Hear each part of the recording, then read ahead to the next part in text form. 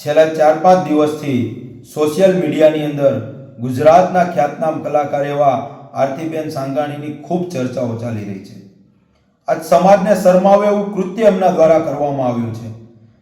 સમાજ જ્યારે છેલ્લા ઘણા સમયથી દીકરીઓના કાયદા માટેની લડત લડતો હોય ત્યારે જો સમાજના જ કલાકારો આવા પગલાં ભરશે તો સમાજની અન્ય દીકરીઓ સુધી શું સંદેશો પહોંચશે?